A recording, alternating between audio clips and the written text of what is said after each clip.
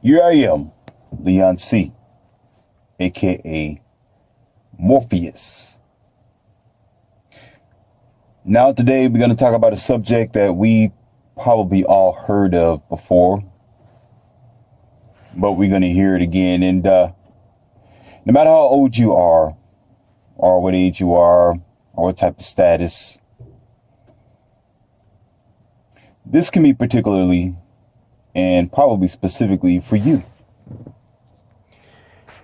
So I hear about a lot of people getting back in relationships after they're 46. I've even found out that there are some people who are in their elderly years and they end up hooking up with somebody around their age, or you might find an old flame from your past. You might even come across someone who's just a complete stranger, and you spent some time with this person. Now, I had a note here.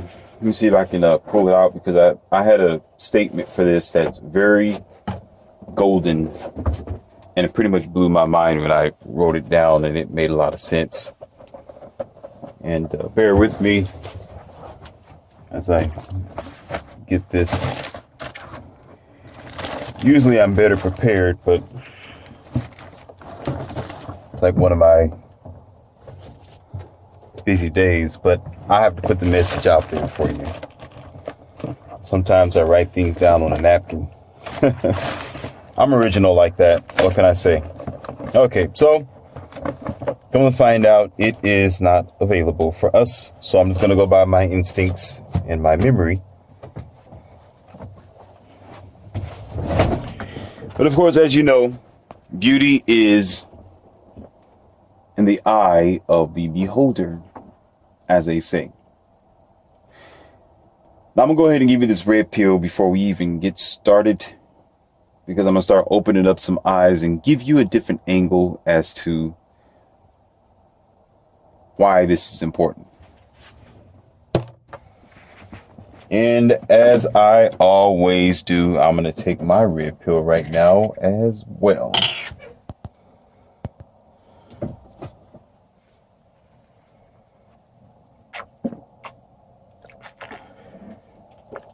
Now, there's a thing called preference. Of course, we know what preference is. We're not children anymore. Everyone should have at least their own preference of what looks good to them. What's attractive? What's nice? What's alluring? What has a luster of interest to you in your eyes and in your perspection, or you say in your perception of your visual desire. And what I have noticed as being Morpheus, of course, and going around this new society that we have currently today, I did a little research as well, and I do a lot of comparison to the 1940 versus today. I do a lot of comparison because there's a lot of changes that happened in the 1940, 1945 and up that we either forgot about or we pretty much don't care, because we are computerized transhumans today. We're not actual humans that we used to be. We're different. We're dumb. We're stupid. And lazy. Okay? And there was a time where people had their own ideas. There was a time where people, when they created something, it was them. You know, they were fascinated. They were considered the heroes of the town, or a very smart engineer, or they was given a Nobel Prize for something that they have invented, because they achieved. They rose higher than the common rabble. And it was also a thing where people had their own style, the way that they dress. That was kind of like a different thing as well. People wore certain clothes that was pretty much tailored to themselves. And there was a lot of experimentation as well. During the earlier years, people would experiment with bell bottoms, with afros, with long draped dresses. Then, of course, there was dresses with slits in it, which I particularly think it's still sexy today. All right. Yes, I'm telling you that as Morpheus. If I see what's more attractive to me in a woman is not her yoga pants. Definitely not. I can care less if I can see the imprint of her panties and the heart shape of her booty. That's not attractive to me. It's a turnoff. To me, I don't want to touch it. It's telling me that this thing is used. It's displaying itself and trying to be desperate to tell me that it's worth something. To me, it's not worth anything at all. I don't want to even mess with it. Okay? It's nothing but a red flag to me. As a matter of fact, okay, if there was an interlude or an availability to do a little donkey dunking with this girl, that's all it's going to be. I'll donkey dunk and I'll take her like a basketball and dunk her in it and walk away like Michael Jordan and be done. I ain't careless about how she feels or what she thinks about the situation. Oh, you just a dog. Nah. You listen, that's what you presented. You don't respect your body. Why should I respect you? This is what you wanted because you displayed that that's all you wanted. Okay. But for me, a woman with a dress, though, that to me is very, very attractive. I saw a woman like that the other day and she was like fully clothed. And of course, she had her shoulders that were displayed. You can just see her neckline. But her whole body was pretty much concealed. And the only thing she had with the dress was a slit. And the slit was all pretty much a girl needed because it was satisfactory for a man's imagination. So what they do probably in movies, what they've done probably before you, or if some of you remember during these particular times, I doubt it. But sometimes the girl would allow her leg to fall through that slit on purpose so you can see her stocking. And everything else was left to the imagination. So it was enthralling and it was an interest. Curiosity was a whole idea. And the curiosity would usually win the argument.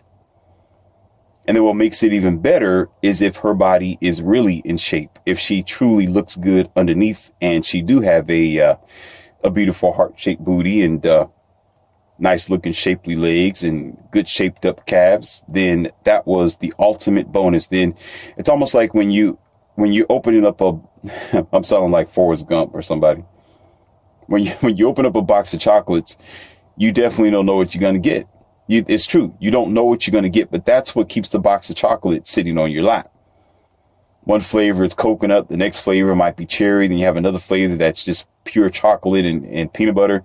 You just never know what you're going to get, but it keeps it fascinating. And you're going to continue to keep this box of chocolate because that's what you are there for.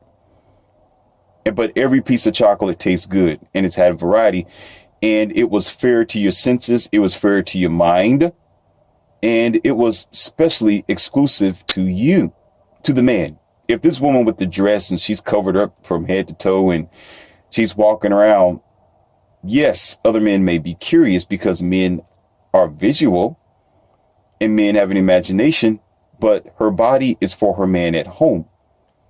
When she takes her dress off and she strips in front of him and he's able to see the panties and her legs and her breasts and all that old great stuff, this man is even more happier. As a matter of fact, this is what made men feel like kings because they say, hey, this is my boo right here. I got what you don't have. Yeah, you may be able to imagine her, but you don't have her because I know what it's all about. Okay. And so it was special. It was exclusive. It was almost like he has the title of his car. All right. And his car was his. He had the only keys to the car. Everybody else can imagine what it drive like. You can imagine what the seats and the leathers smell like, or a pleather, or Alcantara. You can imagine what it's like, but the owner of the car is the only one who can enjoy this car, and it's tailored to him. And so women made very good trophies during that time. They made very good wives. And even if there wasn't a wife, that was his girlfriend. And his girlfriend, see, to a man, it felt like he won the lottery. I know. I remember those days. I wasn't back in the 1940s. I'm not that old, but I remember when I was younger. I remember when I was growing up in the days where women used to conceal themselves. All right. And it wasn't too long ago. It's just that times have changed rapidly. You got to understand this. It's not about it being a long stretch of time. Year to year, especially in America, in the Western civilization, things have gotten out of control fast.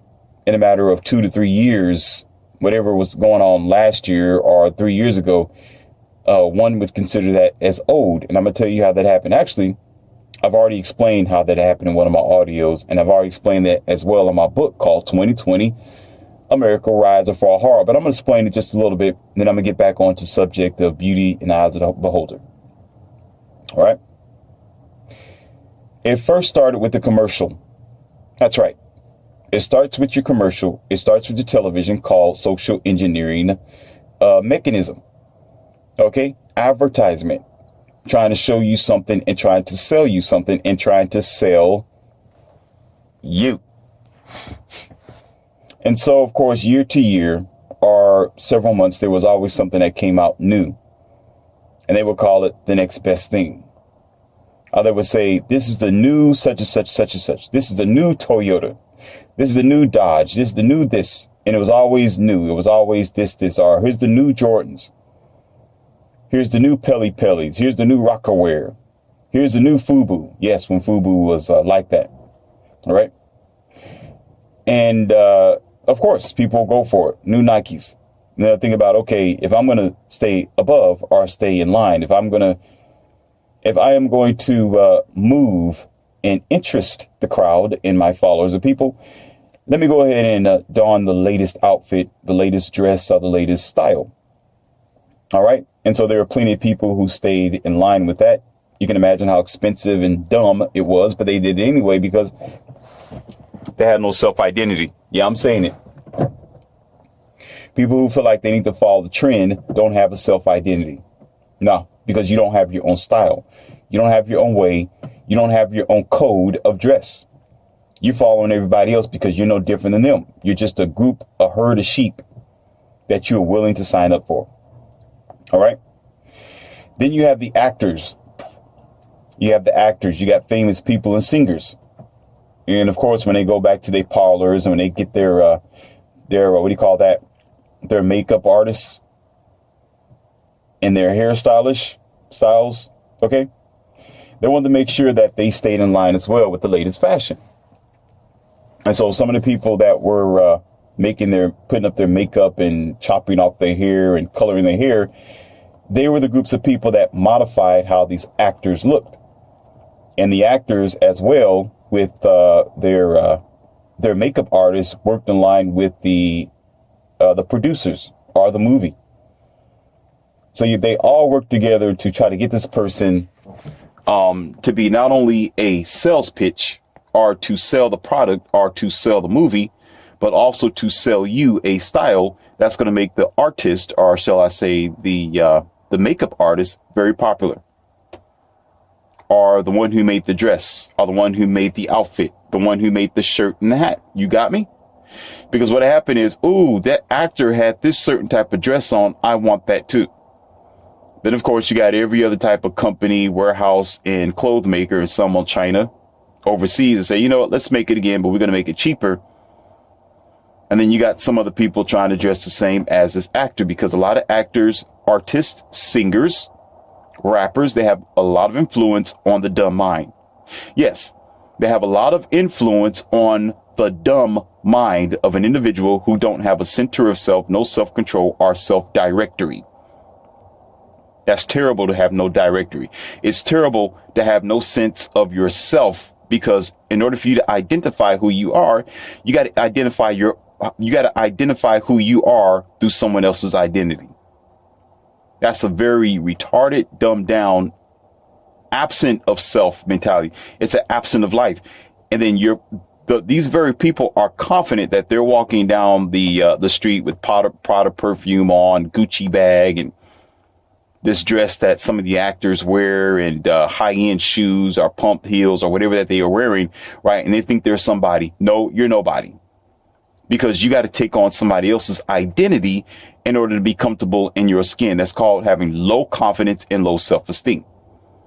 And so guess what? Your TV and your actors, your rappers, your famous people know that the majority of you got low self-esteem, and you're going to follow what they say. You're going to follow the trend. You're going to follow the style. Just because the rapper go get some ridiculous looking gold and put it on their teeth, okay, and tattoo themselves up. Guess what the majority of us low self-esteem individuals do? We go do the same thing. And as a matter of fact, the style of the rappers, all right, and singers, how they walk around and leave tags on their ball cap and stuff like that. Guess what? The common low frequency, low hanging, low self-esteem individual starts doing the same thing. Then have the nerve to say, "Oh, I'm a what kind of name can we give him? I'm Paul. Yeah, man, I'm Paul, man. Yeah, my name is Brian. Yeah, that's what's up. That's what's up, that's what I am." I'm Lee Beezy, be easy, my skeezy, just, and think he's cool, think he's actually rock solid, right? But he's doing the same thing as what the other actors have done or the rappers on their music video. And then when he check this out, when he start rapping or when he makes a music video of himself, he's doing the same thing that the actors or the popular people are doing. Okay. That's the same with some of them, like, well, I don't see a lot of their videos anymore or songs, but we're very familiar with them, like Taylor Swift, Britney Spears, and when Madonna was very popular, and when Janet Jackson had concerts and things like that. But Janet Jackson had a different style of her own. I can't say she was comparative to Britney Spears and Paris Hilton and the rest of them, and Taylor Swift. But for an example, those particular girls had a different style, and they chopped their hair a certain different way. And you'll find out there's a whole lot of other girls who talk the same and try to chop their hair off the same and try to dress the same, just like them, because they think that is the trend. They think that's what's going to be acceptable for the society. They think other men are going to be proud of them because they look like somebody who's in the circle of an artistic flair, which actually is just artistic fallout. It's actually an artistic failure of the society, and it's actually realistically artistic sickness of a society that don't think for themselves because they have low self-esteem and need to go seek a doctor immediately. But it's acceptable because guess what? It makes money, because you're only going to be popular based on your popular swagger, your popular lignity, your popular walking step, your popular hairstyle, your popular shirt, and especially the way that you wear your socks. I remember one day when I was at the gym, I had the higher up socks, right? I think they're not ankle socks. They're like calf socks, but they weren't up like that. They were just folded down a little bit, right? And this is when I had a few clients, and some of them had like some teenagers. They had teenage girls, teenage boys, stuff like that. So I'll take them around places. Sometimes take them to the gym and show them several things or certain things while the mom's sitting there watching, or the dad or something like that, right? Trying to get their children in shape. And I'll never forget where this teenage girl, who was the age of, she was 16 going on 17 years old. And I had on shorts on. Okay, it came to my knee, but I had on those calf socks. And she walked up to me. She said, "Let me show you something." I was like, okay. She bent down and she grabbed the socks and she started folding them all the way down to my ankles. She said, "You look better like this, and you should go get you some ankle socks. You know, because these are just outdated. They look old, make you look like an old man." And I'm like, what? What are you talking about? She said, "Yeah, all the rest of us, yeah, we're wearing ankle socks now. Those socks, those are outdated. You don't need to be wearing those." And I started thinking about, like, what? Like, these are socks. I can care less about what people think about my socks. As a matter of fact, they're rolled down. Who cares if it's ankle socks or not? It's keeping my legs, it's keeping my ankles warm. It's keeping my feet warm. I got my feet in my shoes. So what are you worried about? Now, that's not the style. And you see those shorts that you got on, they need to be a little bit lower. They need to be a little bit baggier, make you look cool, like the rest of us. You see what I mean? Trying to blend in. This is a minor example compared to every other thing, but I'm thinking to myself like, okay, so in order for me to be acceptable to the society, I got to look like I'm a bozo. I got to dress like everybody else. I got to have a dress code that's acceptable for the society. I can't have my own style. I can't walk in here with, I wouldn't suggest it, but just talking my shorts backwards before everybody started looking at me. Oh, something's wrong with him. Oh man, is he a bum? Is he trifling? Or something wrong with his head? But the fact is, the social engineering goes that deep and nobody talks about it. It's just acceptable. Or you're supposed to act like this. You're supposed to talk like this when you're dealing with people. Not saying that when you, even in business, there's something else that happens on the phone because I'm a businessman and I hear a lot of people and secretaries all the time, especially when I'm on the phone trying to arrange an appointment or something like that. Right. And the way they get off the phone, the way people talk now on the phone is differently what they used to be. There was a time where there were people who outline details. And there's some people now in customer service. It's very few that's very intuitive when they're talking to the customer. And they're not eager to get off the phone. They'll make it known that they're concerned about what you want and what you need. And they'll wait for you to say, well, okay, well, thank you for having this day. And, okay, thank you. All right.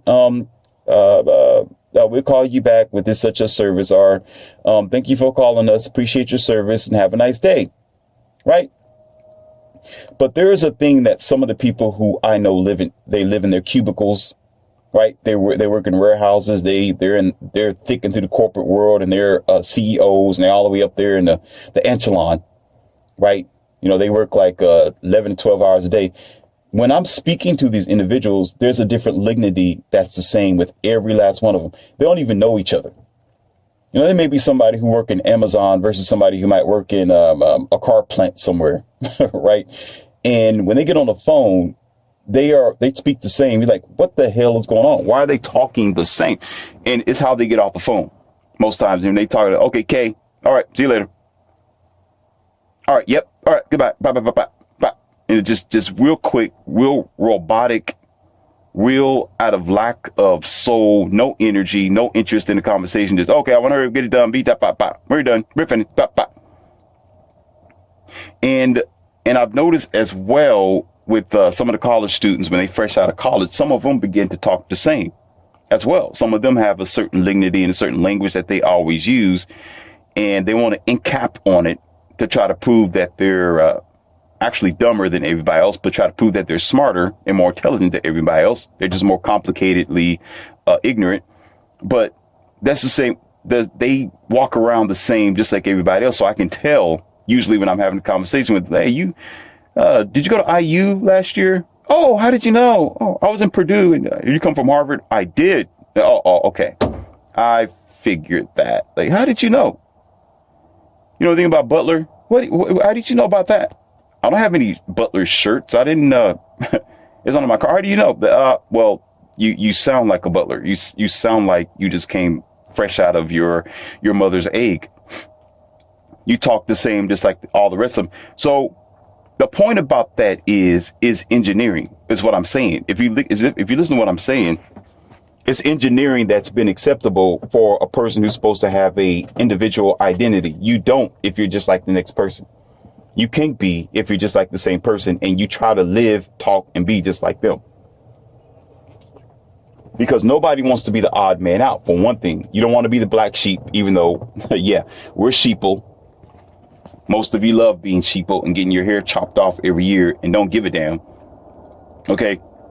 But in the midst of your sheep human society, some of you are just, you don't want to be a black sheep. So you want to jump along the boat with everybody else. So if it's the latest style, if it's the latest haircut, if it's the latest cologne or something like that, you're going to go do it. Okay. And it becomes viral. It's so bad. It's so bad where you'll say, where did the yoga pants come from? Where did this soccer mom syndrome come from? Where did Where did it come from where women start chopping their hair off and coloring their hair and all kind of strange tattoos in different places? Because it's competition for some of them. That's right. And that has a lot to do with the bad exposure of their sexuality, which is visual through their clothes and their attire. All right. It's competition to the next person. It's competition to their own daughters. That's right. Their daughters go to school and they figure out the latest style, or they start hiking up their dress or something like that. Then what happened is the mother start checking her out. Over time, she don't like the way her daughter's dressing, even though she don't do anything about it, which is senseless. And she never say anything about it. She'll say, well, it's just my daughter. Instead of her, disciplining her daughter or her son, most likely her daughter. It's the father take care of the son and the daughter. But what she'd do is start dressing just like her daughter. The 46-year-old woman will start putting on earrings like her daughter, putting on makeup like her daughter, walking around with tight pants and yoga pants just like her daughter. She start wearing some of her daughter's perfume, she starts transforming her looks like her daughter, because one of the things is her daughter start reprimanding her or recommending her on the latest style and what she could and what she cannot do. Oh, mom, you should do this. Mom, you should do that. Especially if she's a single mother, you might as well forget it. If she's a single mom, her daughter is the mom. The mom is the daughter. I know this from experience. Trust me. Listen, Morpheus is alpha. All right. I am that guy with the big palm on my hand, or big palms, where when I put my palm on her shoulders, okay, she's turned on because this big palm is pretty much as big as her head or her face. Okay. And she's looking up. She's like, oh, I like this. And she's wet. Well, excuse me. I didn't say that. She's anticipated. Okay.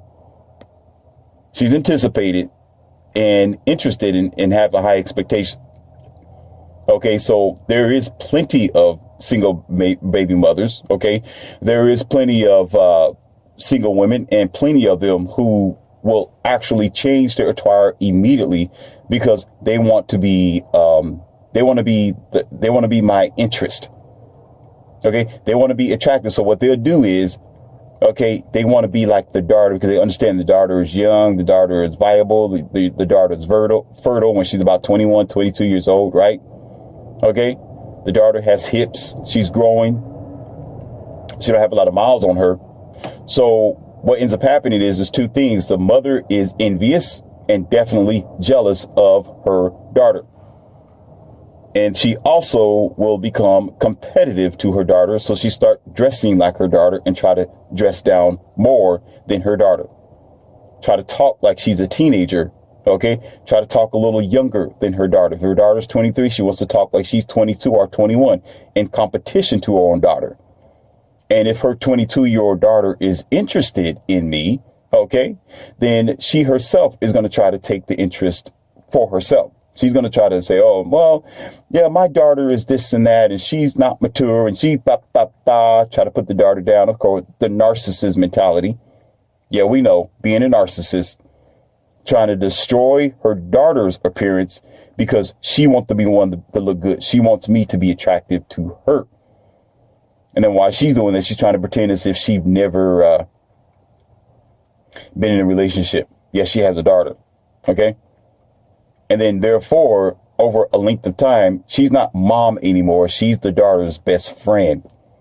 That's right. Yes, a daughter's mother can become her best friend. So instead of drawing the line in the home, instead of providing knowledge and some type of wisdom that they don't have anyway, but some kind of wisdom somewhere, right? Some type of, for y'all's sake, I guess, not for mine, but some type of biblical honor and morality. She wants to be in the streets just like her daughter. She wants to be attractive like her daughter, and she wants to don down with the most skimpy clothes and dresses. Well, never dresses. Okay, undress, basically. And the most easiest, flimsiest, see-through type of material that is available on the market today. So therefore, the direction of changing the dress code, as you can imagine, began to worsen over the years and not getting any better because the results were, I can't say what the results are because you got your blue pill beta and you got your red pill masculine male. All right. And most men, all they want to do is donkey duck anyway. Or if that's available, that's what they'll do. But they're not going to keep the woman. And a lot of women, like I said before, think that they are of quality because every man's staring at them. Or every man is looking at them. Every man is giving them heart emojis. Or she can pretty much pull a lot of men into her bedroom. All right. But she don't understand is she's destroying her body. She's destroying herself, and she has no value to anybody. OK, donkey dunk is usually its own value. Donkey dunk sells itself. All you got to do is say, OK, I'm ready. Right. You know, where's the helmet? Where's the raincoat? Let's get going. That's no value there. It's just an activity. Mammals are mammals. Animals are always going to be animals. There's no special connection to it. All right. Sometimes if somebody got to eat, you just got to eat. You got sometimes the flavor don't mean anything. The fact that you're just hungry, you're hungry at that time. But if you had better option, if there was something else with higher quality, most likely whatever is before you, you're not really going to eat it. You're going to put that on the shelf, leave it in the refrigerator, or not cook it because you got a different taste bud for something else that day. All right. And so these ladies continue to do that over and over again. So the quality begin to disappear like watered down beer or watered down alcohol. It's worthless. All right. So the beauty of the eye of the beholder over the years have been a programmable situation where with the commercials, with the television, with cars, a lot of times you don't know what's being played on you because we're dumb enough to accept it. We're dumb enough to sit there and listen and allow it to encroach in our minds over time where you like the same thing that another person like. How is that possible? Now, there is universal cuteness. We all understand that. There's universal likes where you can like something that somebody else do. It looks good to you. It looks good to the next person. Yes. There are automobiles that may be have a nice shape of it. Everybody else likes the shape. Everybody else may like the power of the engine. It might be your same preference as the next person. That's possible. OK. And it has its place. Everything has a time and a place of its own. But when it comes to the most intimate, vital things, such as your companion, such as your partner, such as the lover of your life, such as this person who you are marrying or who you're donkey dunk with.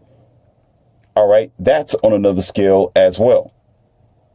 Because if you don't notice, oftentimes, if you're looking at social media or your television, there's always a Agent Smith salesperson which would never want to talk to Morpheus. Don't talk to me because I'm going to give it to you raw.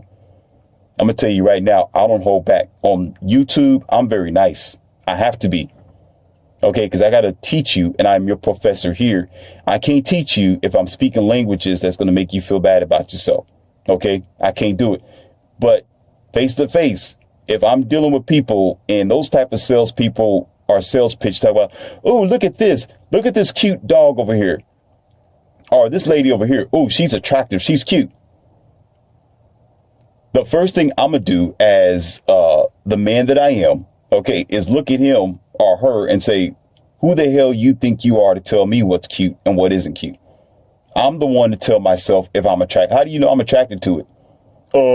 Because I'm attracted to it. Because you are attracted to it, you're going to tell me I'm attracted to it. Sometimes you Neos of my world. Okay, you don't understand how many times it's on paper, it's on your TV, it's on your dumb phone, where there's always somebody saying, look how cute this is. Or this person's cute. Or maybe even on Instagram. Or maybe even on Facebook. They'll say prettygirls.com or something. Or the attractive girls. Or these are dream girls of all time. Something of that nature. All right, that's the title. And they begin to give you a list of, let's say, 10 girls, and they'll tell you, I don't know, something like these are the hottest girls on the net. Well, these girls are extremely sexy. Check them out. Right. And sometimes we look completely past what they just said because we love being mind washed and stupid. They told you something that you should slow yourself down and say, wait a minute, who are you to tell me that let me be the judge of that? Let me be the one to look at them and let me say if they're sexy or not. Let me be the one. I'm the one to say if they look good or not. Not you. Tell me, well, these are the top 10 girls. Wait a minute. So all of a sudden, I'm just going to sit here. You know my preference. You know who I am. You know what I like. So you're just going to go out there in the ether, into the matrix, and go pull 10 girls and tell me that they're the top 10 girls without my preference and without my insight or reply. Are you dumb?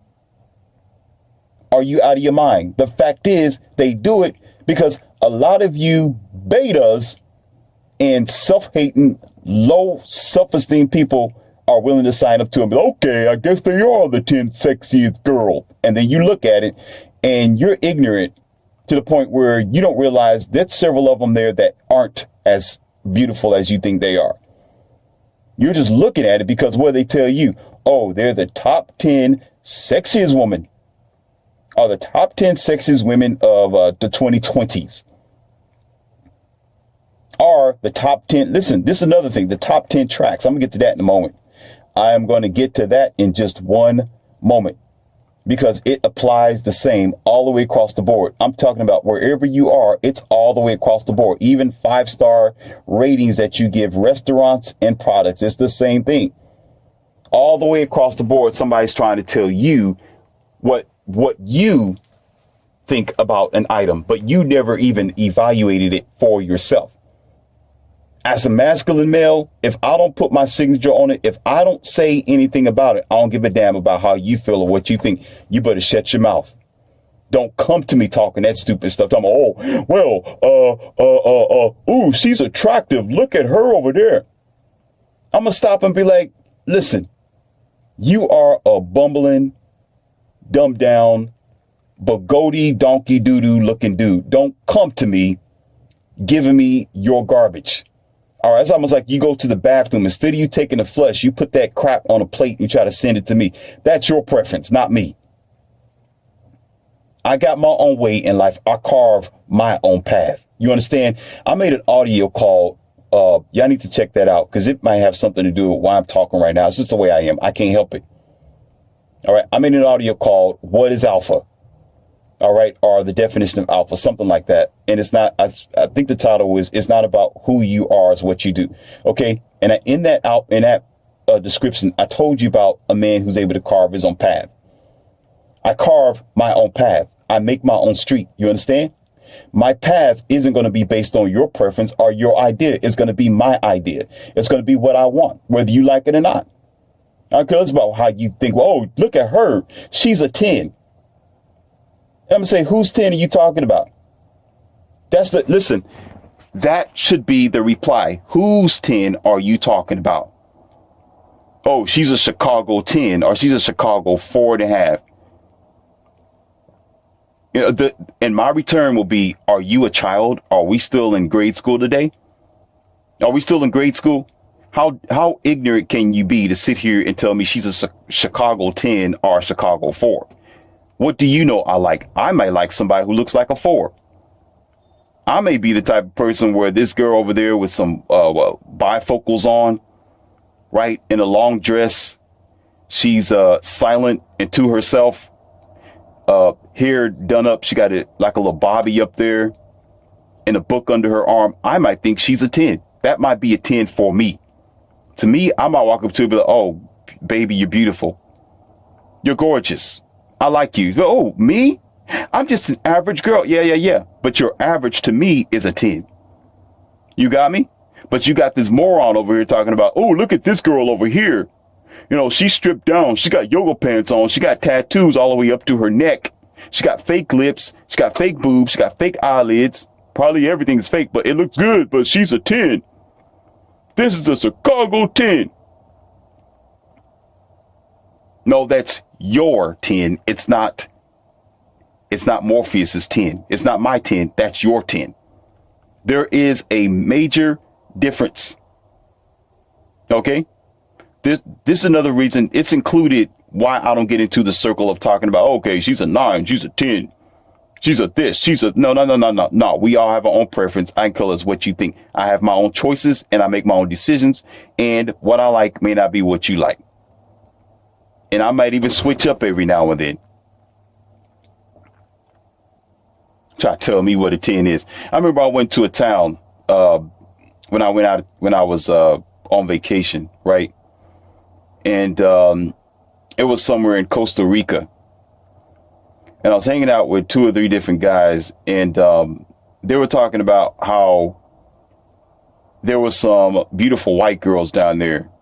Some of them had blonde hair. There was some brunettes, and some of them. There are several resorts that you can go down there as well to relax and spend a little cash and a little bit of time if you want to.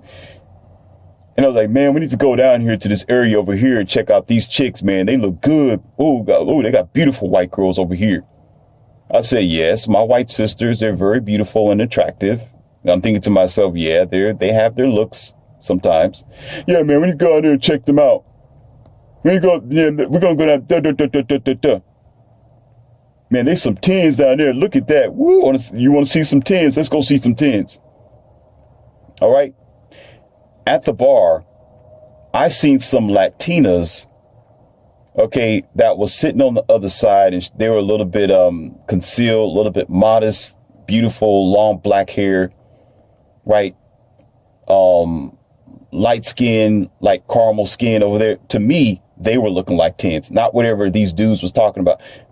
And they were dumb. The girls were sitting right there, but yet they talking about, oh, we need to go see some white girls down here at the beach, man. They're looking out, man. Some 10. I didn't say anything while I'm sipping on my drink, looking at the girls across the way. And in my mind, I'm like, nah, I'm not going anywhere. I'm not going nowhere. Nah, I'm good where I am, bro. I'm good, right? I found what I want. What are you talking about, man? Blind, ignorant, and dumbed down because of the programming. The programming tells that the programming tells them that they all agree on one style, one type of girl. Okay, and because it's in a brochure, or because somebody else steers them over there, or because it's a rumor, right? They're gonna jump their donkey, off the dog, but it's a 10. Let's find the 10s. Where's it at? Needing somebody to give them the bone. I don't need nobody to give me a doggy bone. Okay, I know what I like. I know what I like to eat. I know my flavor. I know my idea. And you can imagine, I let them go on all by themselves, and I walked over there to the other side of the bar and enjoyed myself with the beautiful Latinas. Enjoyed myself. It was a memorable time. I was amongst my type of 10s. All right. I enjoyed myself, my preference, my energy, and my choice. They were disappointed by the end of the night because none of the girls that were down there were looking like 10s. That's right.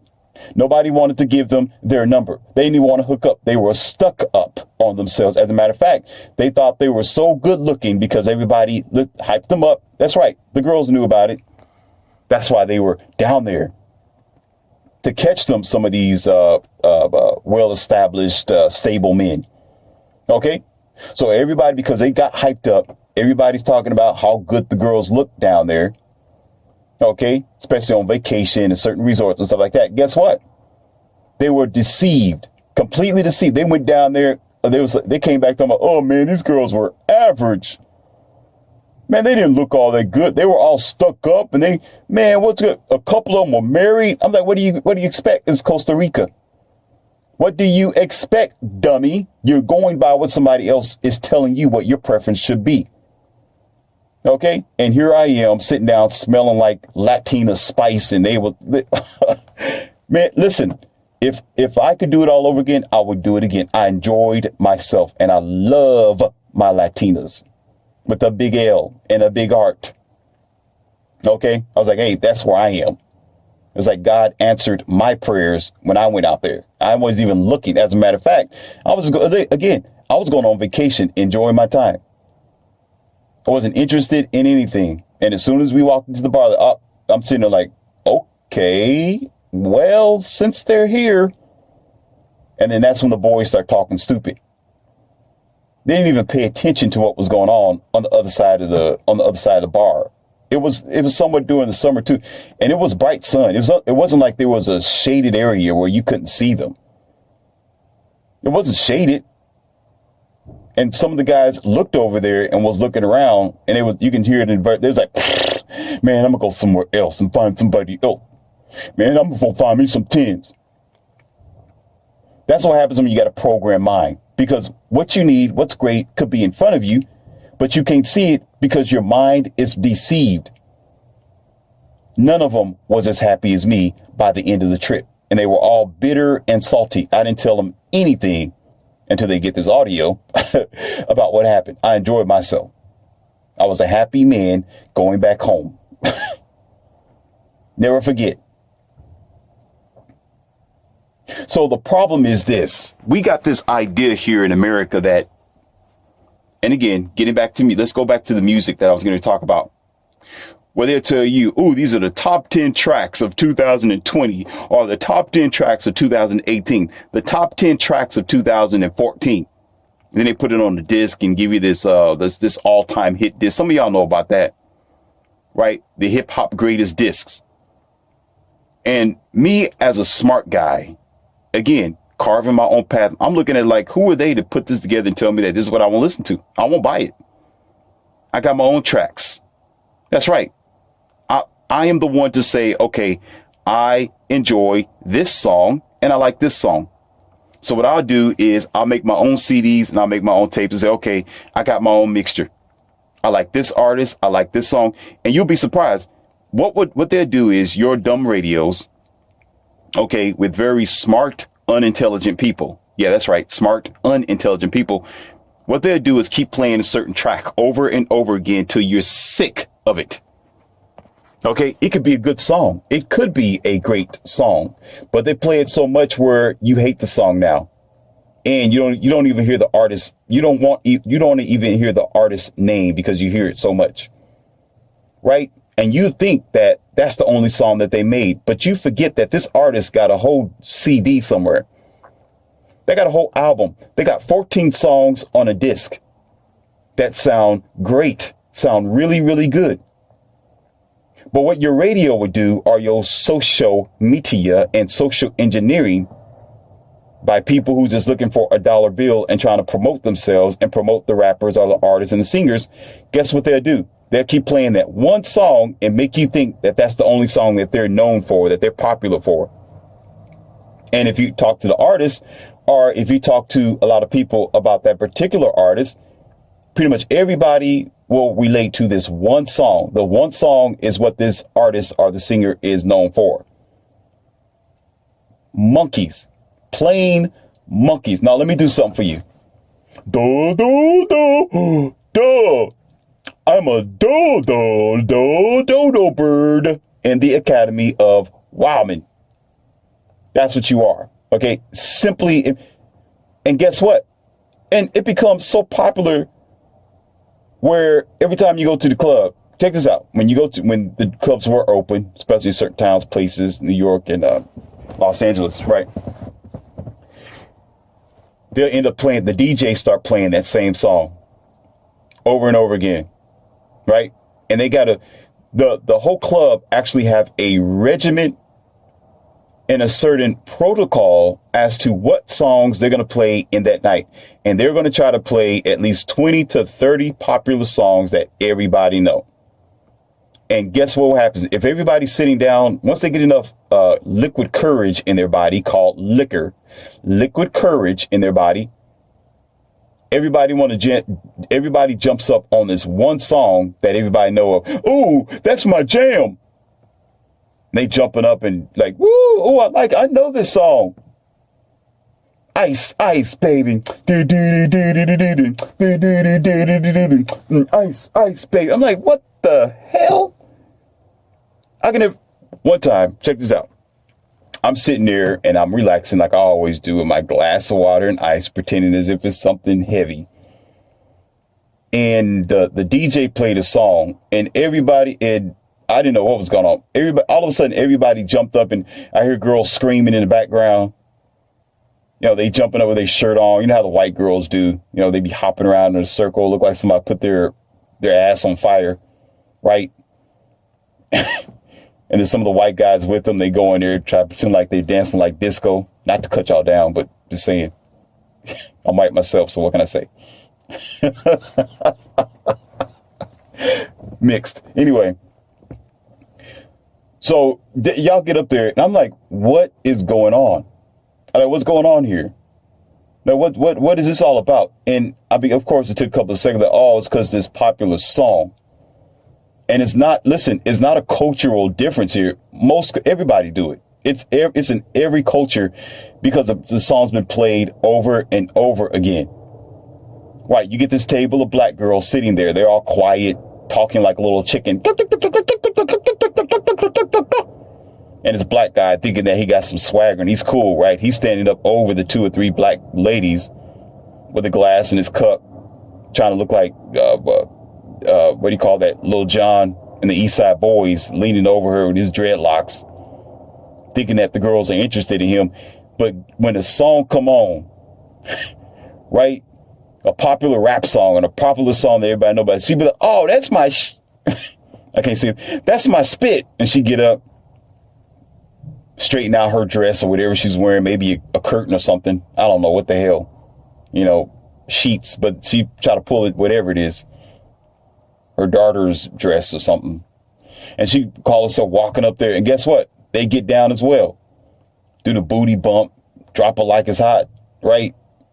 And she's leaning on the floor like she's trying to actually drop it like it's hot, right? And they're in it because of this popular song. And I'm always thinking like, this is strange. To me, listen, I'm telling you now, to me, it's strange, but I figured it out already because I'm not a dumb donkey. I think for myself. I got my own tracks of music. Okay, I've already realized that they're just programmed. You're programmed and happy to do so because it's popular. So whatever is popular, whatever is beat into your head, you're going to do it. Because we don't think for ourselves. We don't have our own style. Right? And so everybody wants to be a part of the group. Nobody wants to be the black sheep. Everybody wants to be a part of the group. So everybody's out there dancing and enjoying and shaking their so-called fake booty. Right. So they go forward and do it. And they enjoy themselves. They get drunk off of it and never know the difference. Never know the difference. I know plenty of tracks that some of these artists have made that hasn't made mainstream. Haven't been played out like they played some of the popular music to social engineer you. And when I listened to the whole CD of the artist, I noticed some of the rest of the songs that they have made are the ones who actually deserve to be recognized. And I end up finding out that I enjoy those songs whenever I put the CD in my car. Whenever I'm listening to them, I enjoy the rest of the songs. But then this one song that has become so overdrowned out and populated by Ralph the Dog and the Dodo Birds, self-hating, low-profile Dodo Birds. Okay? That one song I can't listen to no more. I'm sick of the song. I want to break the CD because of that song. Every time they play it on the radio, I want to scream at the radio over the song. Okay? Every time the clubs played it, I left. I'm being totally honest with you right now. Sometimes I already knew what the club was going to play. Their top 30 something tracks that are popular for the sheep, for the non-thinking sheep. And then they'll try to play it 2 or 3 different times at night. The moment they do, I put my finger up to the waitress. I'm out. I'm glad I'm done with this glass of water. And I pushed away. Listen, straighten myself out and leave. I don't care how early the night is. The club was started like 9 o'clock. They don't end till like 2 or 3 o'clock, something like that in the morning, right? They start repeating their music at 10 or 11 o'clock. I'm leaving because I already know what's going to happen at 12. They're going to start putting in different type of rap song and blend in the culture. You got the black people out there, the white people out there. Everybody's trying to pretend like they're cool, that they know how to dance to the same song that's been played over a decade now. Because it's tasteless and I'm not a part of the cattle like that. I'd rather not be because I'm not. And so when I'm able to evaluate this, and of course, I gave you some examples. I went back to several things and several ideas of how good a woman looks to this particular individual, or if you are an individual, doubt it, not too many of them. Okay. How it can play out to be is to tell you that most times we don't know that we are already socially engineered by preference and by desire. Oftentimes you think you desire something. You've been programmed to desire something. That's right. You've been programmed to want something. There was the daughter of one of my friends, okay, that I told you about several audios back. Okay.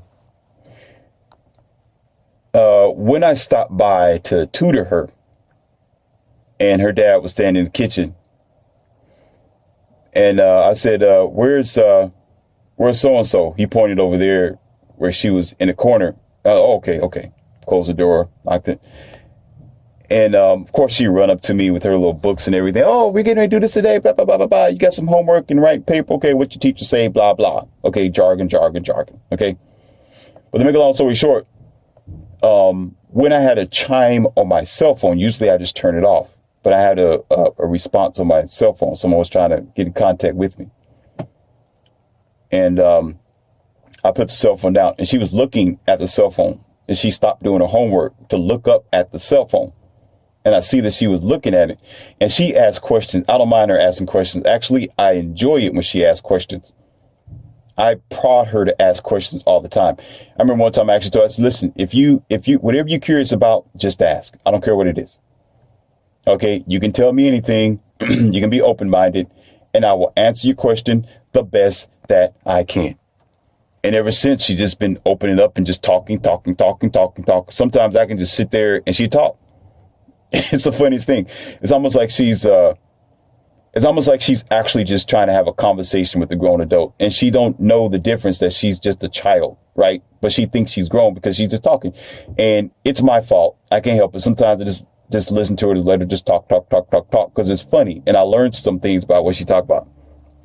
Okay, and then I'd be asking her questions at the same time, because when she's talking, I blend in education. That's right. When she's talking, I blend in questions of my own to see where her mind is, to see if she learned something, to see what the teacher said at school that she learned. So, the teacher was talking about fractions. What do you think about this? Do you remember about the paragraph? She's like, oh, yeah, I remember the paragraph, blah, blah, blah, blah, blah, blah, blah. So she had no idea. She had no idea that through the conversations, she's getting an education. Without a paper and pencil, Morpheus is sitting there teaching her. She had no idea. So I enjoy that. And at the same time, I get a chance to learn her and her psychology.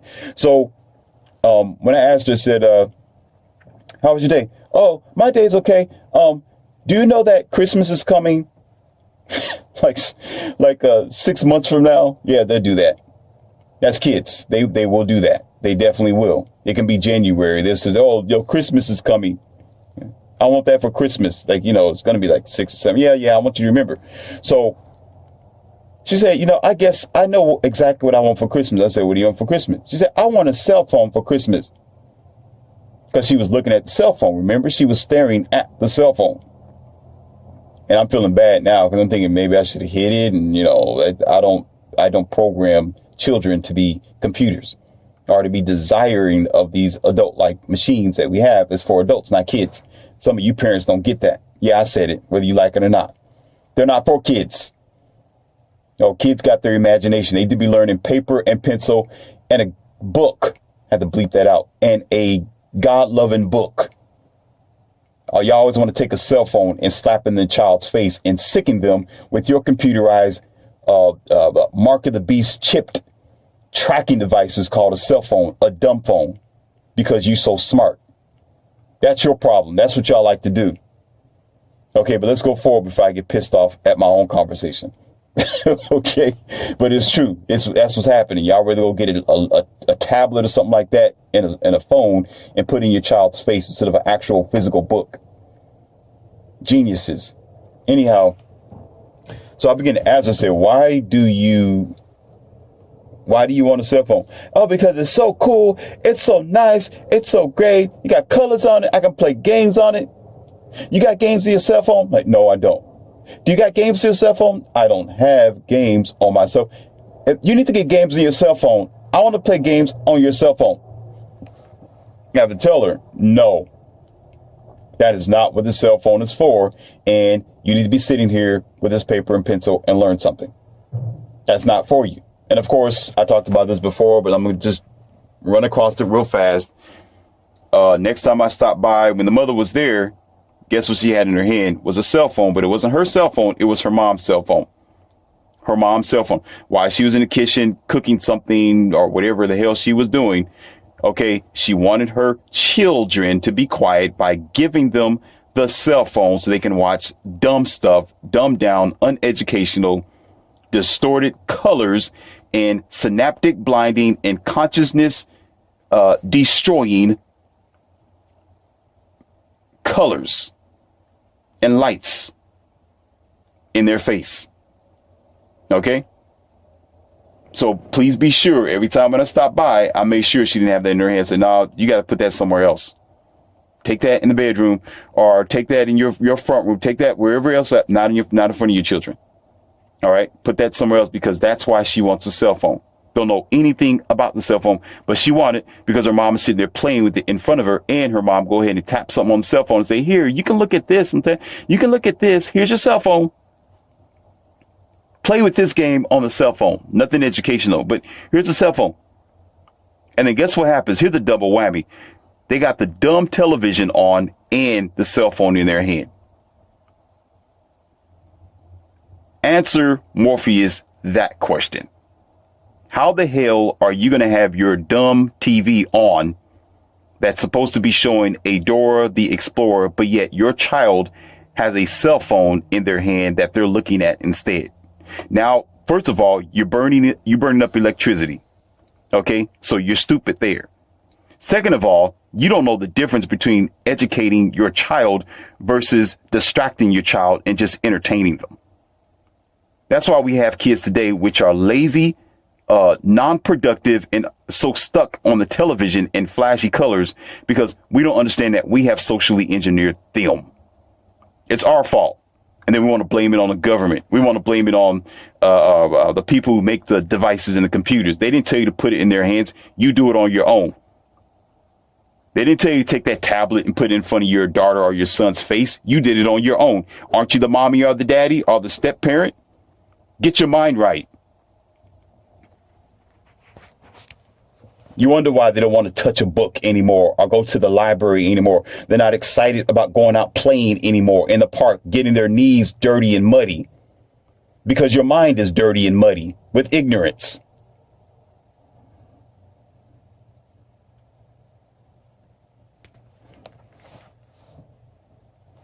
Had to blow off on that one. Yeah, I went a little bit off track, but hey, it's vital to somebody out here in the Matrix world.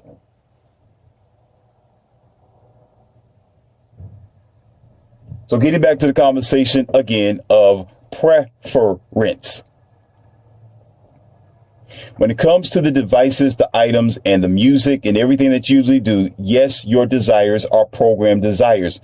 The little girl and the little boys their programs are already initialized in their mind. Most times their desires is because you put that desire in their face by the dumb social media. Sometimes little boys want to grow up and be basketball players because they see basketball players on your TV. Sometimes girls want to grow up and think they can be this, I don't know, special type of, they're different type of creatures. I don't even go there.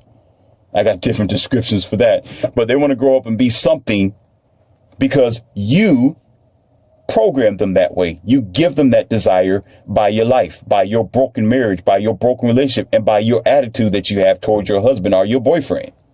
That's what you do. So you give that false impression to your daughter. So she grow up and say, well, I want to be just like my evil mom.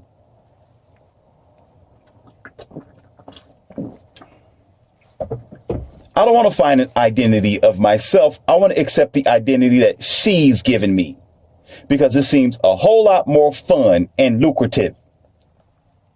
That's what you do.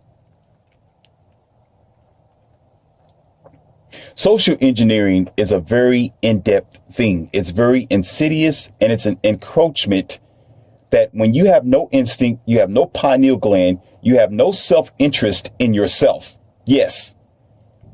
And you got low self-esteem, you do nothing to protect yourself. And guess what? Every other salesperson, Agent Smith, money hungry alligator and crocodile understands and know that you have very low self-esteem, and you're not going to read everything. You're going to look over the fine lines. You're going to look over the psychology, which is in everything.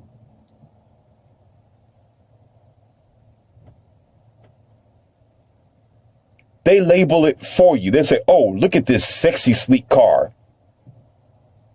They're labeling it for you.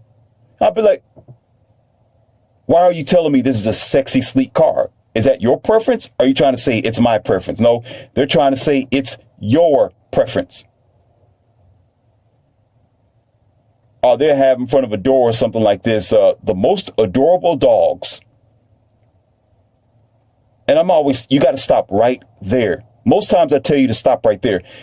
Everything that you do, I told you, it goes across the board. Stop right there at the titles. Stop at the beginning. Stop at the beginning, first passages of the sales pitch. Stop with the first sentences and you will get your facts right there.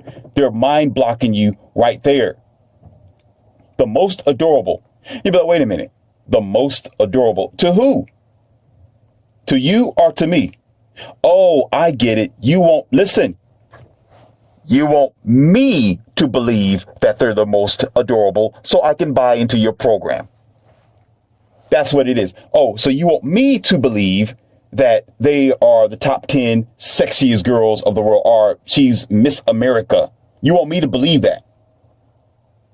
I didn't give her the crown. I did not give her the bouquet. I didn't wrap her around with this so-called, what do you call that? This ribbon around her small breast and anorexic shoulders. I didn't do that. And narrow hips. You did. I didn't do that.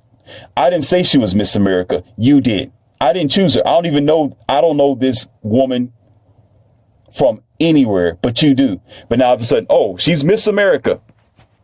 No, Miss America for you. Who's Miss America?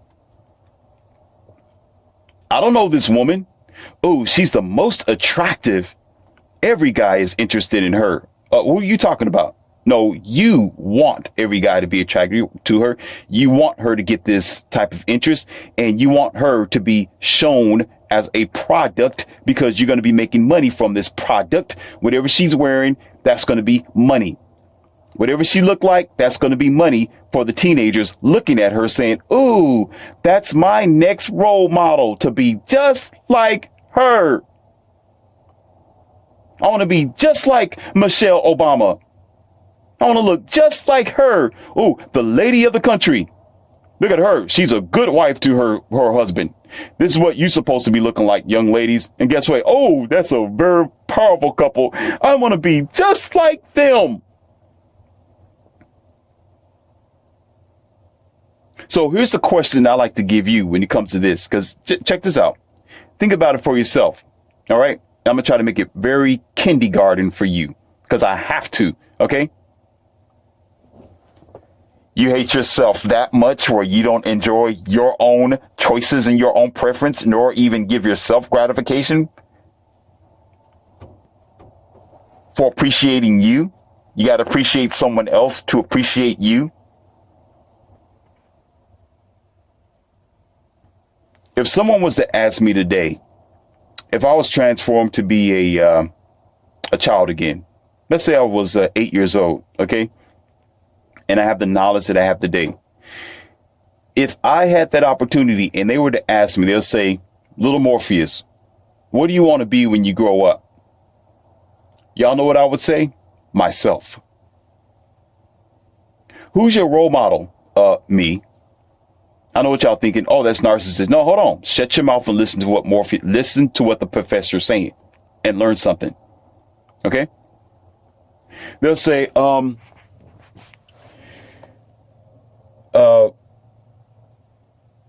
do you think the latest style is? You know what I say as an 8-year-old? I don't care. whatever I put on. Let's say, do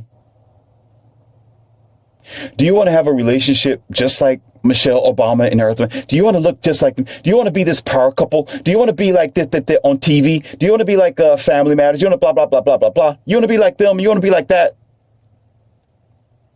You want to be like these people that are so-called movie stars and walk across the red carpet and be our glamour and glitz? You know what I would say? As an eight-year-old boy, I will say this. I will make my choices when I come across that bridge. Did you hear what I just said? Because you know what I just did? I just defused the mind programming. I just defused it. I'm not sitting here like an 8-year-old boy saying, oh, I am going to be like what they are displaying. I want to be like this guy because I see this guy, because everybody is liking this guy. So I want to dress like this guy so I can be like him. I want to be just like Michael Jordan, like Mike. I want to be like Mike. You remember that song? Played all over the damn country. Like Mike. I want to be like Mike. Only the low self-esteem, self-hating, programmed and indoctrinated children and teenage boys thought that was the thing to do. And it worked like a charm. Because they got older, what they start doing when you go to the park, out there trying to ball, thinking that they're doing something. Oh, I'm going to be the next Michael Jordan. And none of them made it to the NBA because of the mind programming. And once again, here's a song. You're not singing it. You didn't approve of it. You wasn't sitting there when the commercial was made. Bird, eat your Wheaties. You didn't say, oh, I'm going to be just like Mike. And you got some people are so bold with themselves. You know that that Michael symbol when he's doing a 3-point shot or something like that, when he's dunking the ball with the ball in his hands, right? They'll put it in their back window of their car. You hate yourself that much. You don't love yourself. Listen, that's not being a narcissist. That's having confidence and being appreciative of nature that you are you. Learn how to be satisfied with your own preference. Learn how to be satisfied with yourself. If I'm going to be that stupid to put somebody else's symbol in the back of the car, why not put my own symbol in the back of the car? I didn't say my face or my portrait. I said symbol. It's just symbology. You know, maybe if I like birds, not you or somebody else. Okay, let me put a symbol of a bird in the back to represent what I like. You got me? At least it's my preference, not somebody else's. That's how some of the people get this is how you got popular people who excel over others. You got popular artists, you got popular singers, actors, and actresses, right? How they get to where they are because they got sheep following them. They got fans. You know what a fan is? Years ago, a fan was this person who stood behind this king or queen or this very important person, and they actually had a fan in their hand. Yes, it was a fan made of feathers, okay, or of peacocks. Peacock feathers during those days. And what they would do is they will fan this person. 2 or 3 different sheep will stand around this person who's popular or rich or a king or a queen. They will fan them because there was a lot of air conditioning. You got me? There wasn't no central heating or cooling. There was no AC tech that we have today. There was no Loves. There was no individuals who had high, warehouses and industrial complexes that created air conditioning units all over the town and country. Sometimes you had to deal with a simple fan or ice or something like that. So there were people who would fan them. That's what equates or tethers over to I am a fan. I'm a big fan of you. I'm a fan of you. I'm fanning you. You're fanning somebody else's ass. You can't fan your own. Don't your ass stink too?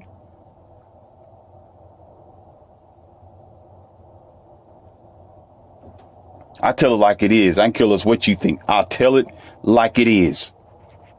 I'm not fanning you. The first thing I'll do is break the fan, the handle, and put it in your lap and say, fan your own self. Fan yourself. Bleep that out. That's the problem with us. Sometimes you don't understand or overstand that we have such low self-esteem where we're comfortable with the life that we have. So it's so much in our genes. It's in our our subconsciousness. We don't even know we're doing it. We have no idea that just about everything that we are is social engineering. What you dress, how you look, how you smell, how you marry. Yes, how you marry. Your monogamous relationships. Yes. I told you this goes all the way across the board. Sometimes even the cars you drive. Oh man, this is a popular Camaro. I'm gonna buy this Camaro. Then you go outside, almost everybody got a Camaro, just with a different paint job, but it's still a Camaro. I promise you not. Last month, this guy, right, wanted to sell me his Camaro. All right. You know what I told him? I said, I don't want your junk. You can imagine what I was saying. I don't want it. I don't want your bathroom garbage. Keep it to yourself. He's like, man, this is a cool car. What are you talking about, man? It's I did this to it, man. I tuned it up, man. I did this. I did that. I said, listen, slow down.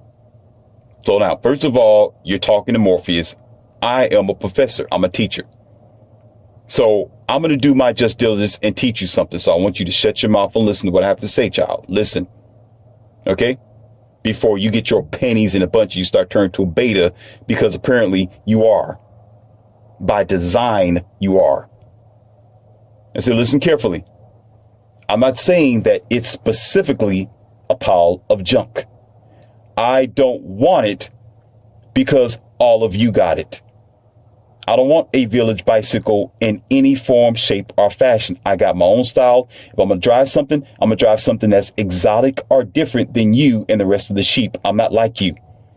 I'm not scared to step out and above your common rabble. I am an individual. I'm a man, and I'm going to let you know that I am. I'm going to dress different. I'm going to act different. I'm going to talk different. I'm going to drive something different. I'm going to behave different than you. I don't want your junk because every other person has it. It's overly populated. It's overdone. It's overstimulated. And it's for those who don't think for themselves. I can hear y'all Camaro owners now. Man, what are you talking about? Blah, blah. Yeah, go outside and every other person got it. Morpheus isn't a lie. Come summertime, I remember when it first came out, everybody had to have it. I'm thinking, dude, why don't you buy something else? Oh, man, this is the latest thing. This is popular. This is popular. I said, you know what? Okay, you go ahead and get that. I got a mind of my own. Why don't y'all just all go outside and wear the same T-shirt as well? Why don't y'all just share each other's boxers and briefs as well, too? Why don't you go outside and say, well, we are the world. We are the future. We are the ones that make a brighter day because we think the same. Why don't you go outside and do that?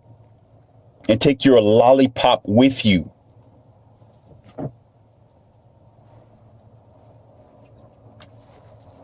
Because we really don't know what the word individual means. We really don't know what self-dignity is as well.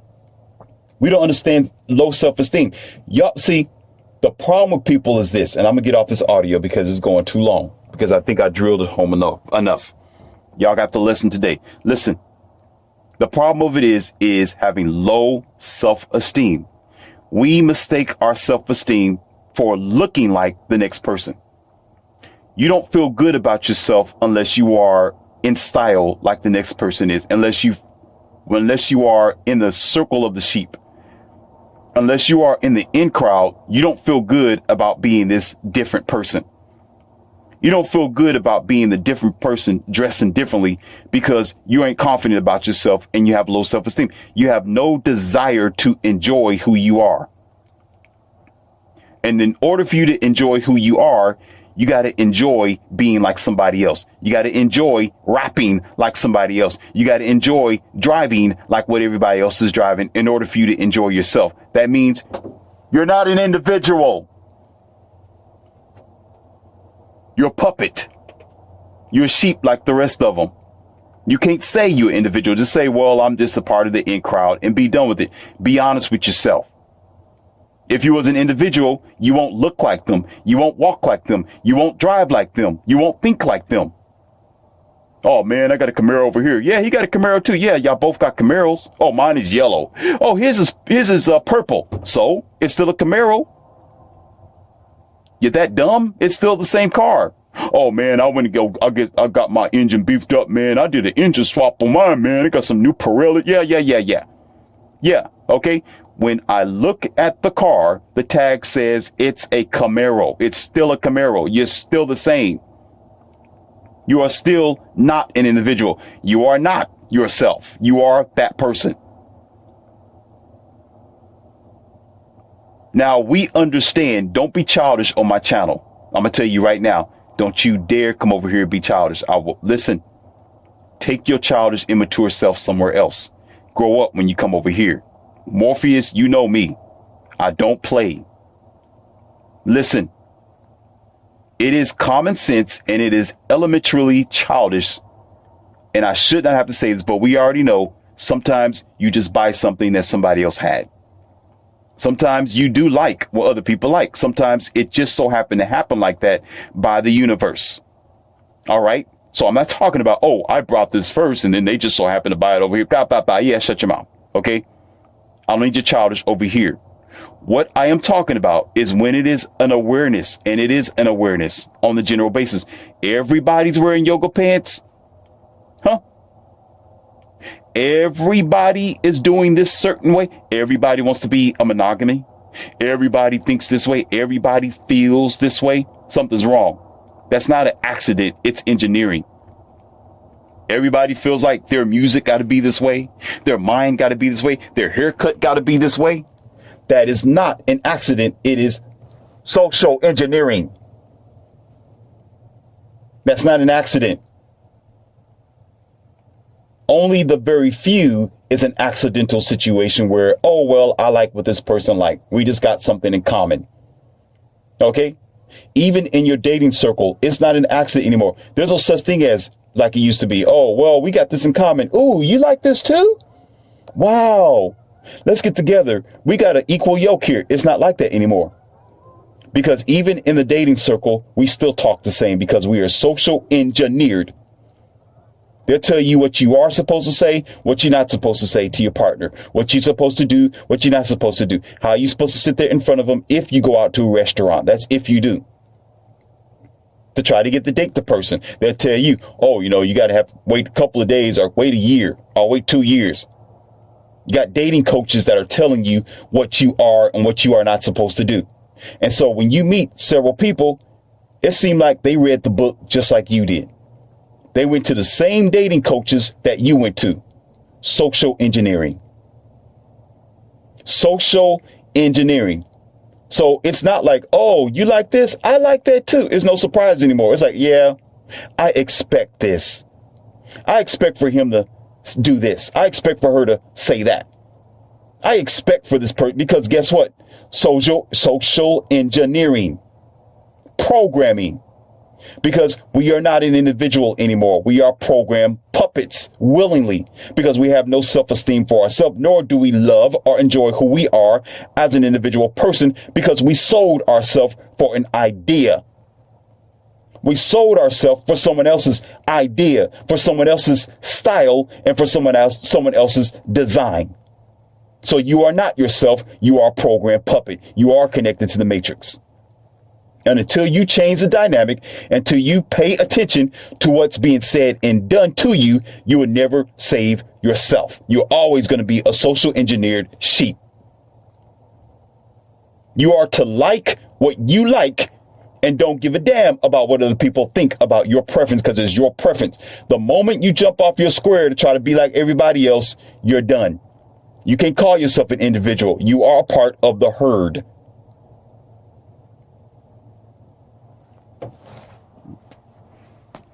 And it happens voluntarily and involuntarily. Where I am giving this to you is the involuntarily encroachment of your social engineering.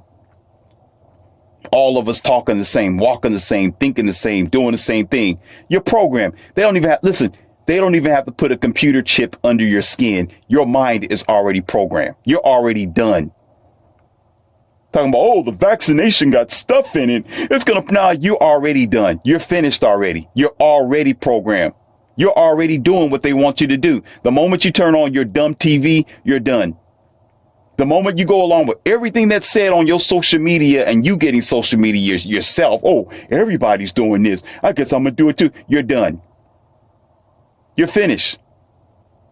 That's almost like you go to a manufacturer car lot, right? Or the manufacturer plant. They program the cars the same down the assembly line. All of them got the same seat, the same metal, the same material. The steering wheel is in the same place. Of course, you got your specialty cars, of course. Yes, you got your special concepts. Yeah, duh. We know that. Told you don't be childish here. But on the general basis, most of them, they are programmed just the same. They look the same. They act the same. It's the same car on this huge car lot from this manufacturer plant. They are not individual cars. They are one type of car. You got me? But the strange thing about it is, and some of us MGTOW red pill men know about it, especially when it comes to women, they always say something like, I'm not like her. I'll never do that. And she eventually does. Because even some of the women don't understand how socially engineered they are, especially when it came to the womanist movement. They allow themselves to be in this manufacturer plant to be I ain't gonna go there, to be insufficient for the society or the future. I'll put it like that. So they end up being placarded the same, refurbished the same, manufactured the same with the same computer chip. So therefore, it is expected for them to act a certain way and to do a certain thing. That's why MGTOW was created. Because men figure that out over time by driving every car, and they all operate the same. Do the same thing because they came from the same place, an evil place. And in order for us to change this around and to do a 360 on this, women and men as a total, but specifically in this situation, women themselves have to realize what just happened to them. What just happened?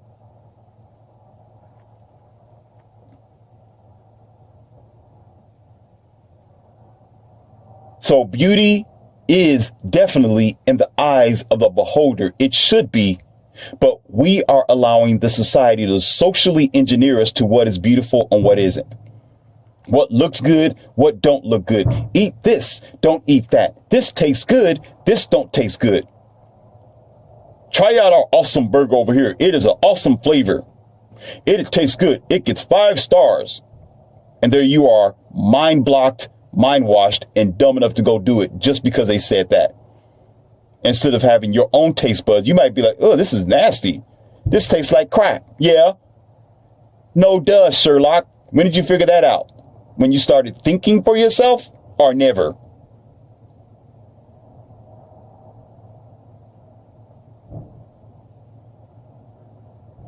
This is what separates the boys from the men. This is what separates the sheep from the moron, or the moron from the self-thinker, from the individual advanced human being.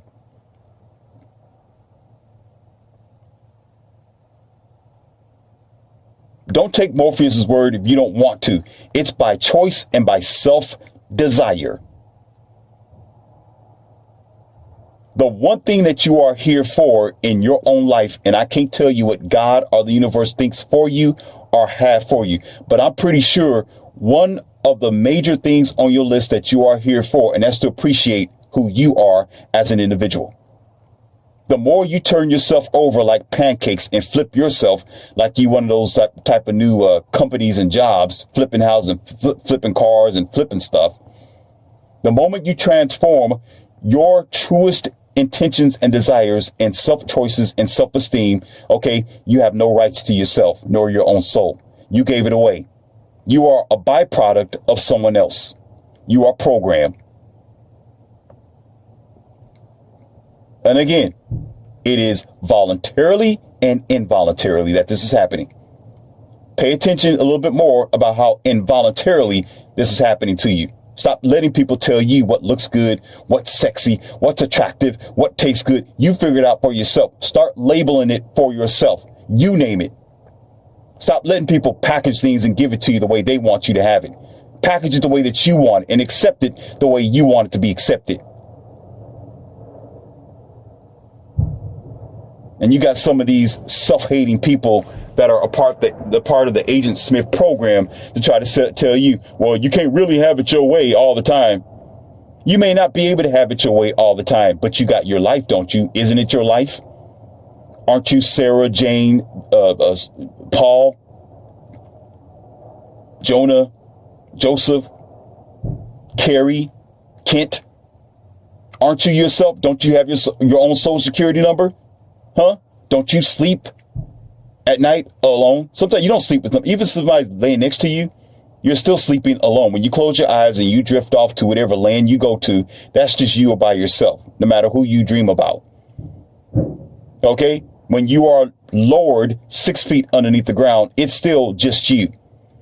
When you run into a brick wall or you hit your toe on the side of a table or a chair, you're going to be the one who's going to curse and wake up everybody at night.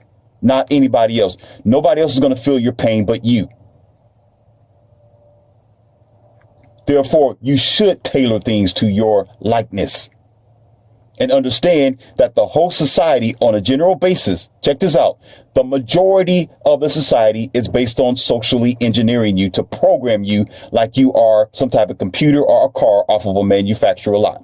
And when you allow that to happen, you have no soul. And you wonder why we are in such a distorted, broken time in human history. Because human history repeats itself.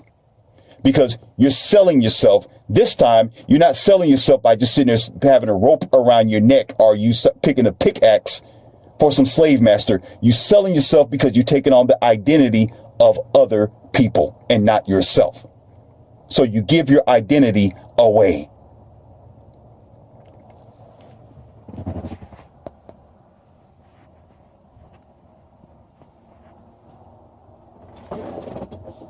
This has been a very enjoyable lesson to give to you in this academy of wow men, and you have gotten the wow effect. You know what you ought to do. Like it, share it, and subscribe. And make sure you check out that book that I have available for you, and I will always have more available for you because you are important to me. Your freedom, your salvation, your mind, your empowerment is important to me. And I'm gladly willing to do so on my time.